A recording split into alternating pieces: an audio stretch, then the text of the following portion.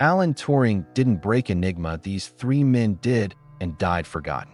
What if I told you the greatest code-breaking achievement of World War II wasn't accomplished by the British genius Alan Turing at Bletchley Park? What if the machine that Allied cryptographers called unbreakable was actually cracked 6 years earlier by three Polish mathematicians working in a cramped basement in Warsaw? What if these men handed their breakthrough to British intelligence in July 1939, literally saving Western civilization from Nazi domination? And what if their names were erased from history books, their contributions buried by Cold War politics and national pride? This is not an alternate history. This is the truth that governments tried to hide for decades. The story of Marian Rejewski, Jerzy Różycki, and Henryk Zygalski, three men who used pure mathematics to defeat the most sophisticated encryption machine ever built. Three men who saved an estimated 14 million lives by shortening the war by 2 years. Three men who died in obscurity while Alan Turing received all the glory. Their story begins not in England, but in Poland. Not in 1940, but in 1932. Not with computers, but with pencil, paper, and human genius. Let us begin at the beginning. The Enigma machine was not a Nazi invention. It was a commercial product developed by German engineer Arthur Scarbius in 1918. After World War I, German businesses needed secure communication. Scarbius saw an opportunity. His machine used a series of rotating wheels called rotors to scramble messages. Each rotor had 26 electrical contacts, one for each letter of the alphabet. When a key was pressed, electricity flowed through the rotors following a complex path that changed with every keystroke. The result was a cipher so complex that Scarbius claimed it would take centuries to break. He wasn't entirely wrong. The commercial Enigma had 15 quintillion possible settings, 15 followed by 18 zeros. To put that in perspective, if every person on Earth tried one combination per second, it would still take over 1 million years to test them all. The German military saw the potential immediately. By 1926, the Reichswehr, the precursor to the Wehrmacht, had adopted a modified version of Enigma.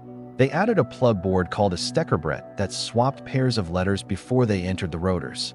This simple addition multiplied the number of possible settings by a factor of 150 billion. The military Enigma now had over 150 quintillion possible configurations. German officers called it the unbreakable cipher. They were confident, arrogant even. They transmitted everything on Enigma: troop movements, supply routes, diplomatic cables, naval orders. They believed their secrets were safe. They were wrong, very wrong. But breaking Enigma required more than luck. It required genius. And that genius came from an unexpected place: Poland. In 1929, the Polish General Staff's cipher bureau, known as Bureau Cyfro, began monitoring German radio traffic. They quickly realized that Enigma was beyond their capabilities. The Polish army had brilliant cryptographers, but they were linguists, not mathematicians. They could break simple substitution ciphers, but Enigma was on another level entirely. The Bureau's chief, Major Guido Langer, made a radical decision.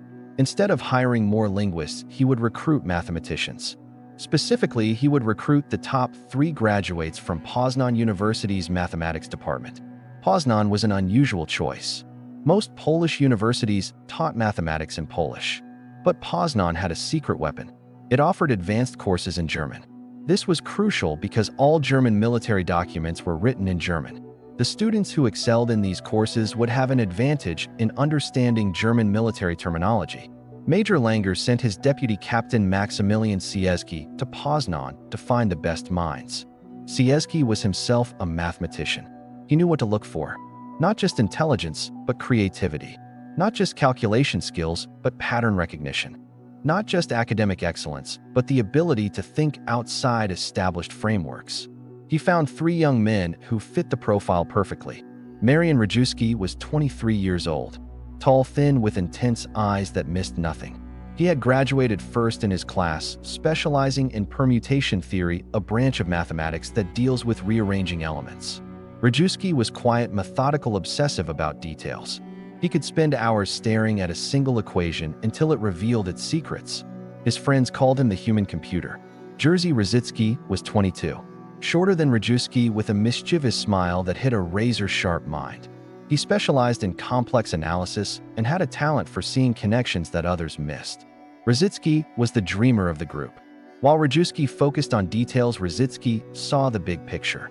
He could take disparate pieces of information and assemble them into a coherent whole. Henryk Zygalski was also 22. The most reserved of the three, he specialized in statistics and probability theory. Zygalski had a methodical approach that complemented Rejewski's intensity and Różycki's creativity. He was the anchor of the group, the one who kept everyone grounded when theories became too speculative.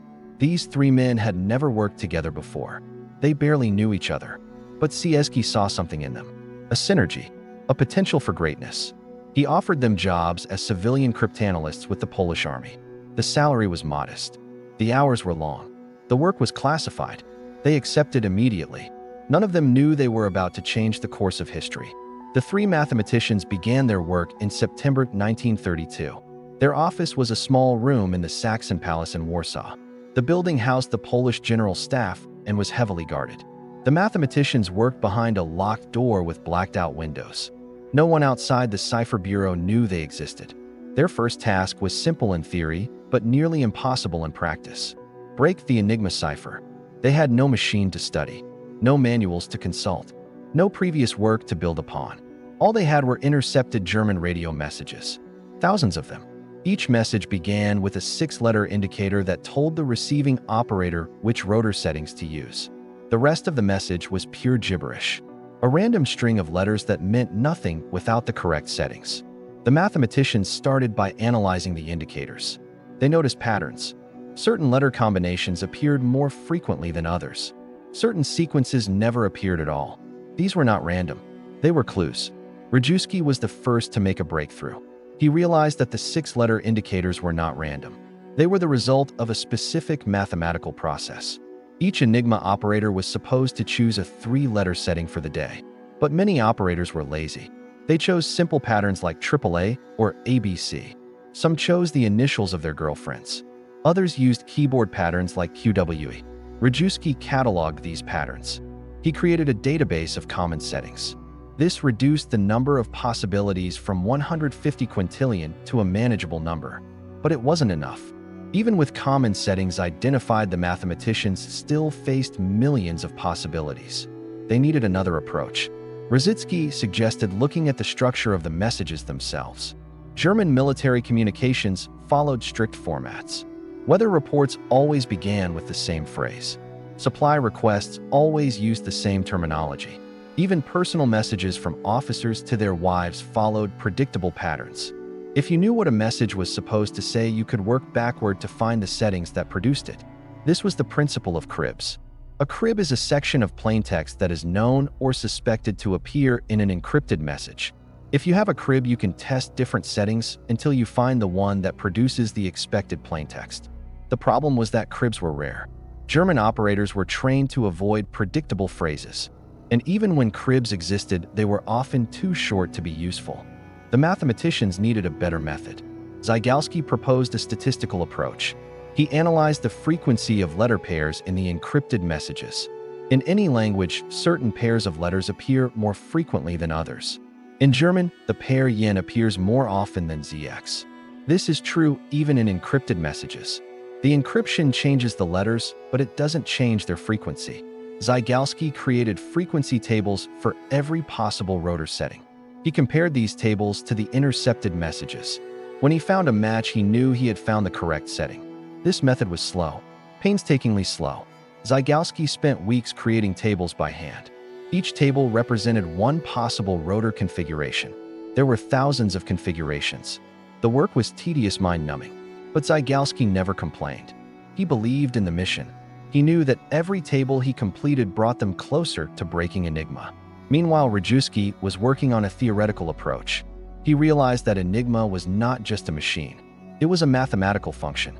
Every keystroke transformed one letter into another according to a specific rule. This rule changed with every keystroke, but it followed a predictable pattern. Rejewski began to model this pattern mathematically. He used permutation theory to describe how the rotors rearranged the alphabet. He created equations that represented the machine's behavior. This was groundbreaking work.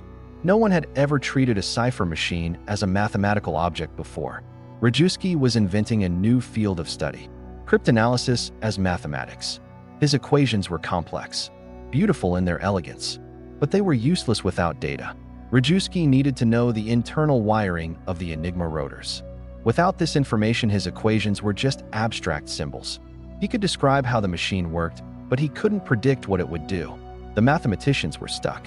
They had made progress, but they were still far from breaking Enigma. They needed help, and help came from an unexpected source. A German, a man who hated the Nazi regime so much that he was willing to betray his country to destroy it. His name was Hans Thilo Schmidt. Schmidt was not a mathematician or a cryptographer. He was a businessman, a failed businessman. Born in 1988 into a wealthy family, Schmidt had watched his fortune disappear during the economic chaos of the Weimar Republic. By 1932, he was bankrupt, desperate, and deeply resentful of the Nazi Party that he blamed for his downfall. Schmidt's brother was a high-ranking officer in the German Defense Ministry. Through this connection, Schmidt secured a job with the Chiffrierstelle, the German cipher office. His position gave him access to classified documents, including the operating manuals for the Enigma machine. Schmidt saw an opportunity. He could sell these documents to foreign intelligence services. The money would solve his financial problems. The act would strike a blow against the regime he despised. In October 1932, Schmidt contacted the French Deuxième Bureau, the French military intelligence service. He offered to sell Enigma documents for 10,000 Reichsmarks. The French were skeptical. They had been trying to break Enigma for years without success. They doubted that Schmidt had anything valuable, but they agreed to meet him anyway. The meeting took place in a hotel room in Paris. Schmidt arrived carrying a briefcase. Inside were two documents. The first was the Enigma operating manual. It explained how to set up the machine, how to choose rotor settings, how to use the plug board. The second was a set of daily keys for September and October 1932. These keys told operators which rotor settings to use on which days. Together, these documents were worth more than gold. They gave the French everything they needed to read German Enigma messages. Everything except the ability to do it. The French cryptographers tried to use Schmidt's documents. They failed. The Enigma was still too complex. The documents helped, but they weren't enough. The French shared the documents with their allies, the British.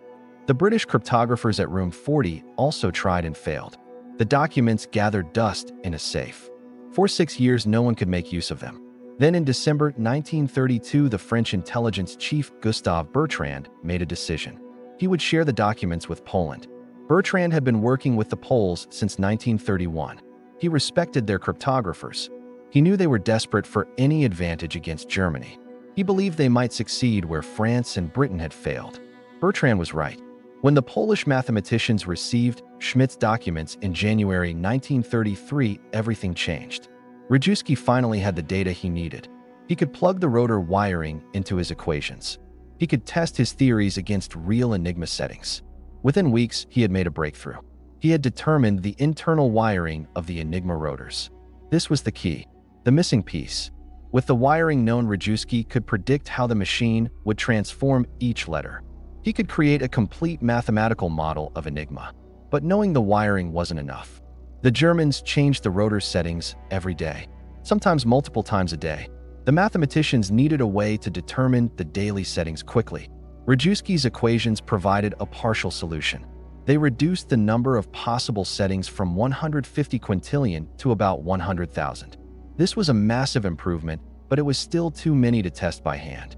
The mathematicians needed a machine that could test thousands of settings per hour, a machine that could automate the process of elimination. Rejewski began designing such a machine in early 1933. He called it the Bomba. The name was not a reference to explosives. It was a reference to a popular ice cream dessert in Poland. The mathematicians worked on the design for months. They faced numerous challenges. The machine needed to simulate the behavior of multiple Enigma machines simultaneously. It needed to test different rotor settings in parallel. It needed to identify when a setting produced meaningful plaintext. The design was complex, but Rejewski had help. Różycki contributed ideas for optimizing the search algorithm. Zygalski suggested ways to reduce false positives. Together, they refined the design until it was ready for construction. The Polish army built the first Bomba in late 1933.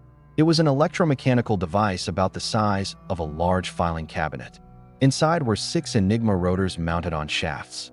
The rotors were connected to electrical circuits that simulated the behavior of real Enigma machines. The operator would input a crib, a suspected plaintext phrase. The bomba would then test different rotor settings until it found one that produced the crib. When it found a match, it would stop and display the settings. The first bomba was slow by modern standards. It could test about 100 settings per minute, but it was fast enough. With 6 bombas working in parallel, the Polish cryptographers could break the daily Enigma settings in under 2 hours. This was a monumental achievement. For the first time in history, someone had defeated the unbreakable cipher. The Polish mathematicians kept their success secret. They continued to read German Enigma messages for the next 5 years. They built more bombas. They refined their techniques. They stayed ahead of German improvements to the machine. But by 1938, the situation was changing. Germany was rearming. Hitler was making aggressive speeches. War seemed inevitable. The Polish mathematicians knew they couldn't keep their secret forever. They needed allies. They needed to share their knowledge with Britain and France. But they also needed to protect themselves. If Germany discovered that Enigma had been broken, the consequences would be catastrophic. The mathematicians worked feverishly to document everything they had learned. They wrote detailed manuals explaining how to build a bomba, how to determine rotor wiring, how to find daily settings. They prepared blueprints of the machine. They created training materials for new cryptographers. They knew that war was coming, and they knew that their work would be needed. In December 1938, Germany made a change to Enigma that nearly defeated the Poles. They increased the number of plugboard cables from 6 to 10. This change multiplied the number of possible settings by a factor of 20. The bombas could no longer keep up. The Polish cryptographers were back to square one. They worked around the clock to find a solution. Rejewski redesigned the bomba to handle the new settings. Różycki developed new search algorithms. Zygalski created new statistical methods. By July 1939, they had caught up. But they were exhausted, and they knew that Germany was planning something big. On July 24, 1939, the Polish Cipher Bureau invited British and French intelligence officials to a secret meeting near Warsaw. The location was a concealed villa in the Kabety Woods. The Poles revealed everything. They demonstrated the bomba. They explained their methods. They handed over 2 working Enigma replicas and several sets of blueprints. The British and French delegates were stunned. They had been trying to break Enigma for years. They had spent millions of pounds on the effort. And here were 3 Polish mathematicians who had done it 6 years ago. The British delegate was a man named Dilly Knox. He was one of Britain's top cryptographers. He had been working on Enigma since 1937. He was skeptical at first. He didn't believe the Poles could have succeeded where Britain had failed. But after watching a demonstration of the bomba, he was convinced. He later wrote in his diary, "I have never felt so small. These Polish boys have done in 6 years what we could not do in 6 months." The French delegate was Gustave Bertrand, the man who had first shared Schmidt's documents with Poland. He was proud of his Polish colleagues. He knew they had achieved something extraordinary, but he was also worried. War was imminent. Germany would invade Poland within weeks. The Polish mathematicians would be in grave danger. Bertrand urged them to flee to France. They refused. They said their place was in Poland. They would continue their work as long as possible. The meeting ended on July 26. The British and French delegates returned home with the Polish secrets. They immediately began building their own bombas. They established a new code-breaking center at Bletchley Park. They hired Alan Turing and other brilliant minds to improve on the Polish methods. The Poles had given them a head start, a crucial advantage that would prove decisive in the coming war. But the Polish mathematicians received little credit. After the war, Britain and France downplayed the Polish contribution. They wanted to portray the Enigma breakthrough as an Allied achievement, not a Polish one. Cold War politics made things worse. Poland was now behind the Iron Curtain. Acknowledging the contribution of Polish mathematicians would have been politically awkward, so their names were erased from history books. Their story was forgotten. Until now, this is their story. The story of 3 men who used mathematics to defeat tyranny. 3 men who saved millions of lives. 3 men who deserve to be remembered, not as footnotes in someone else's biography, but as heroes in their own right. Marian Rejewski, Jerzy Różycki, and Henryk Zygalski. Remember their names, because without them the world would be a very different place. A darker place, a place where the Nazis might have won. The Enigma machine was supposed to be unbreakable. It wasn't. It was broken by three Polish mathematicians working in a basement in Warsaw. Using nothing but their minds and their courage, they changed the course of history. And they did it years before Alan Turing ever saw an Enigma machine. This is the truth that history tried to hide. But truth has a way of coming out. Eventually. Always. The meeting in the Cavity Woods ended on July 26, 1939. The British and French intelligence officers departed with two wooden replicas of the Enigma machine blueprints for the bomba and detailed manuals explaining every aspect of Polish cryptanalysis. They carried with them the key to defeating Nazi Germany's most secure communications system. But they also carried a heavy burden. They knew that war was imminent. They knew that Poland would be the first target. And they knew that the three mathematicians who had given them this priceless gift would soon be in grave danger. The Polish cryptographers returned to their office in the Saxon Palace. They continued their work as if nothing had changed. But everything had changed. They were now racing against time. Every day that passed brought Germany closer to invasion. Every hour that ticked by increased the risk that their secret would be discovered. On August 23, 1939, Germany and the Soviet Union signed the Molotov-Ribbentrop Pact. The non-aggression treaty included a secret protocol dividing Eastern Europe into spheres of influence. Poland was to be partitioned between the two powers. The Polish government was stunned. They had expected Germany to invade, but they had hoped the Soviet Union would remain neutral. Now they faced a two-front war. The Cipher Bureau went into emergency mode. Major Langer ordered the destruction of all sensitive documents. The bombas were dismantled. The Enigma replicas were smashed. Anything that could fall into enemy hands was destroyed. But the knowledge in the mathematicians' heads could not be destroyed. That knowledge was their most valuable asset and their greatest liability. On September 1, 1939, Germany invaded Poland.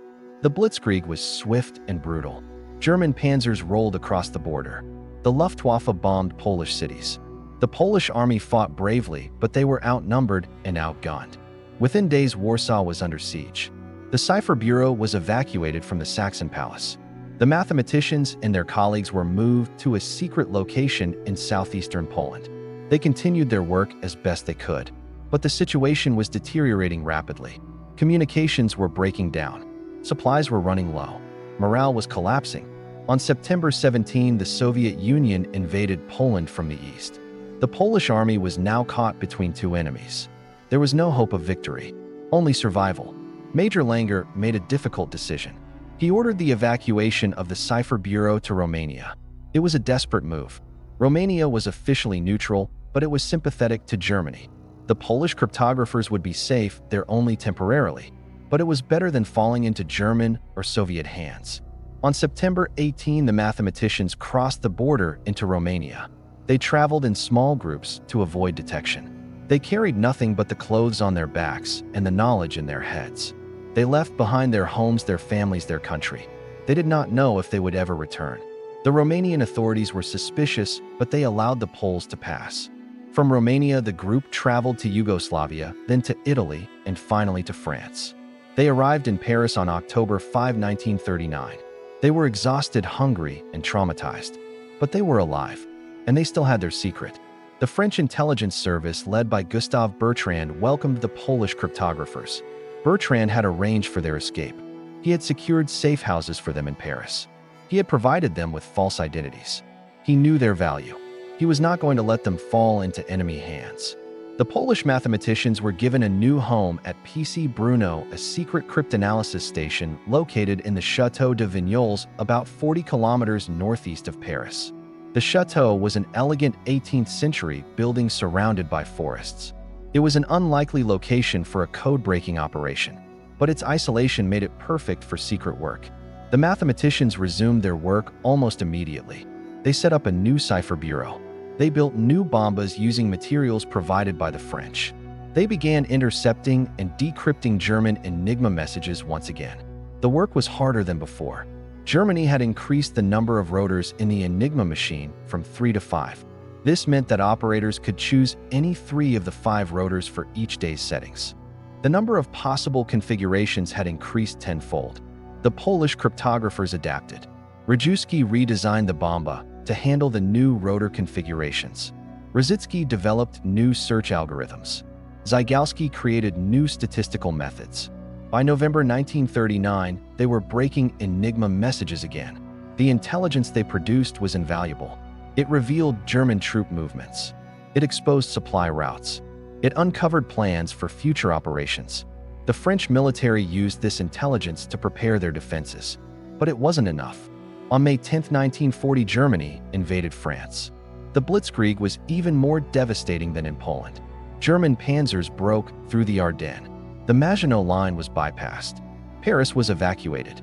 The situation at PC Brno became critical. The chateau was only 60 kilometers from the advancing German front. Evacuation was inevitable. But where could they go? Britain was the obvious choice. But getting there would be difficult. The English Channel was controlled by the German Navy. Any attempt to cross would be extremely dangerous. Major Langer made another difficult decision. He ordered the destruction of the PC Brno facilities. The bombas were dismantled. The documents were burned. The Enigma replicas were smashed. On June 10, 1940, the Polish cryptographers fled the chateau. They traveled south, hoping to reach the port of Marseille. From there, they would attempt to cross the Mediterranean to North Africa and then to Britain. The journey was perilous.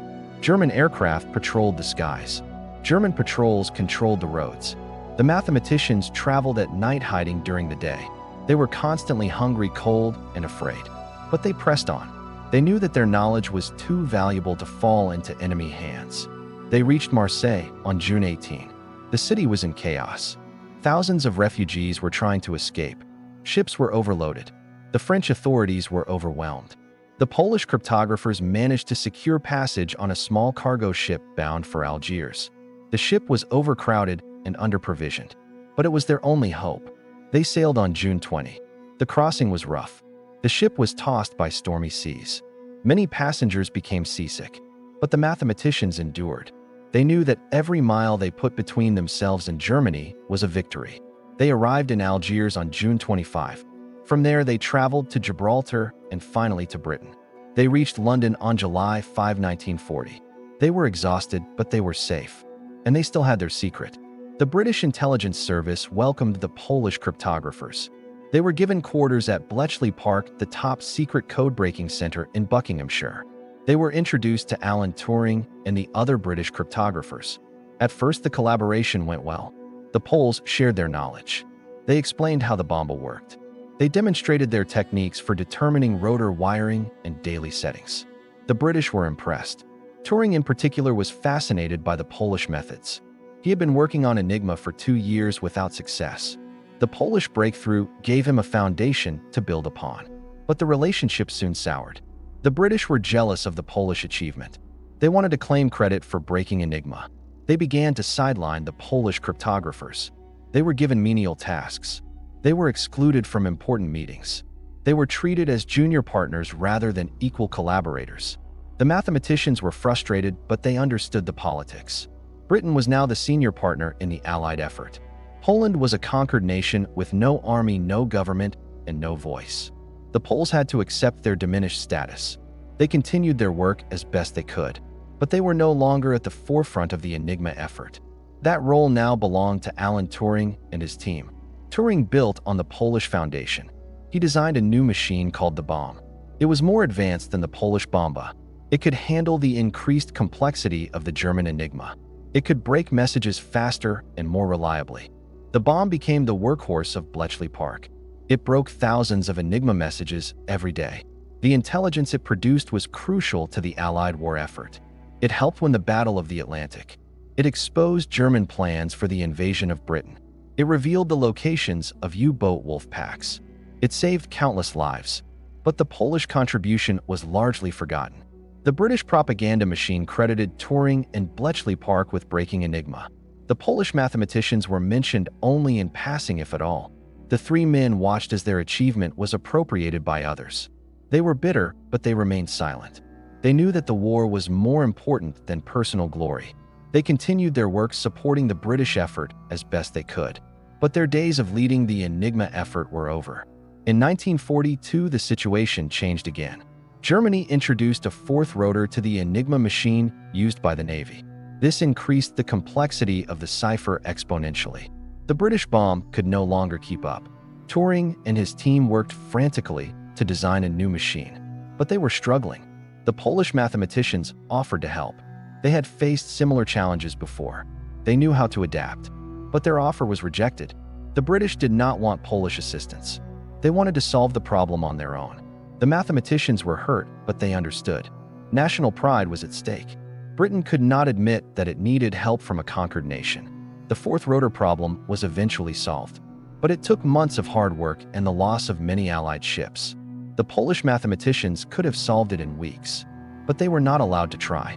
As the war progressed, the Polish cryptographers were given less and less to do. They were moved to a remote section of Bletchley Park. They were assigned to routine decryption tasks. They were effectively sidelined. Rejewski, Różycki, and Zygalski spent their days working on minor ciphers that had little strategic value. They knew that their best work was behind them. They were no longer at the center of the action. They were spectators watching others take credit for their achievements. This is the true power of their example. And this is why we must never forget. Never.